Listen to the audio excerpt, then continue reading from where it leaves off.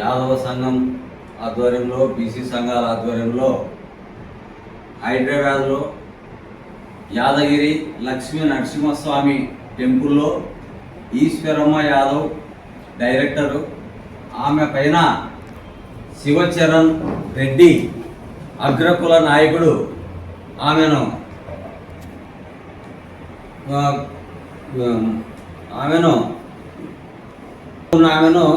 నానా విధంగా మాట్లాడుతూ దుర్భాషలుగా మాట్లాడుతూ హింసించడం జరిగినది. అంతేకాకుండా మహిళ అనే చూడకుండా కూడా రెడ్డి అహంకారంతో ఆమెను దూషించాడు. అలాగే అత్యధిక శాతం ఉన్న బీసీలు రాష్ట్ర వ్యాప్తంగా ఈశ్వరమ్మ యాదవ్ గారికి క్షమాపణ చెప్పాలి.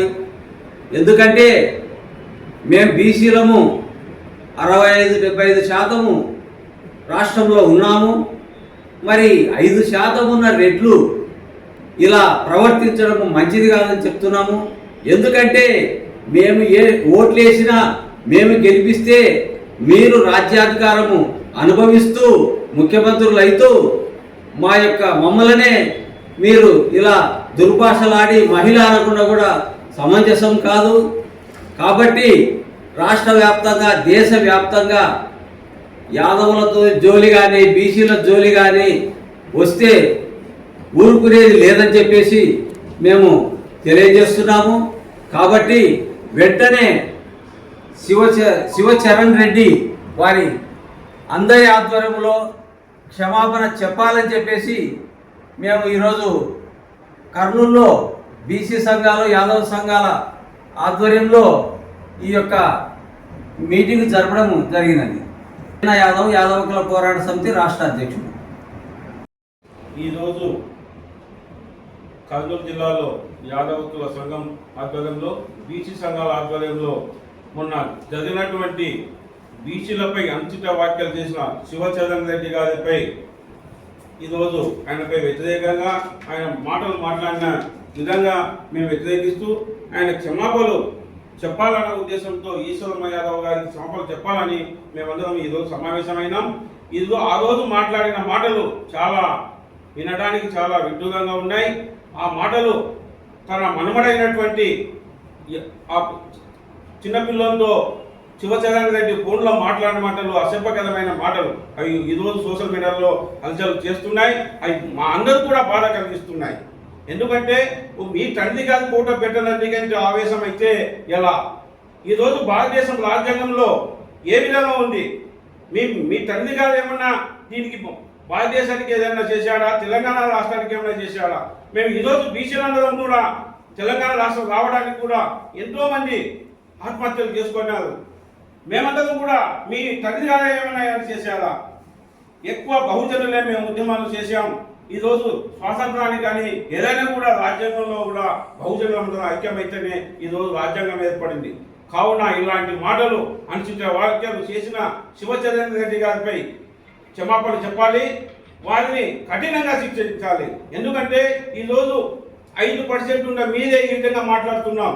60-70% మేమున్న బహుజనులను ఏ విధంగా మాట్లాడాలి? మా సీట్ల పైన మీరు గుర్తుంటున్నారు. రేపొద్దున రాష్ట్రంలో కూడా ఎమ్మెల్యే సీట్లు పెరుగుతున్నాయి, మీకు ఆవేదన జరుగుతుంది. యాదవులు కొనిపోతున్నాయి, బహుజనులు కొనిపోతున్నాయి. ఆవేదన వ్యక్తం చేస్తూ ఈరోజు ఆవేశంగా మాట్లాడుతున్నారు. ఖబర్దార్ బీసీలో మేము కూడా మేము తెలియజేసుకుంటున్నాం. అగ్రవర్ణాలకు మేము ఎంత ఉన్నామో మాకు అన్ని సీట్లు కావాలి. ఎమ్మెల్యే సీట్లు కానీ ఎంపీ సీట్లు కానీ తెలంగాణ రాష్ట్రంలో, ఆంధ్ర రాష్ట్రంలో, భారతదేశంలో కూడా మేమంతా ఒకటే. మేమందరం సీమతండ్రులుగా వస్తాం.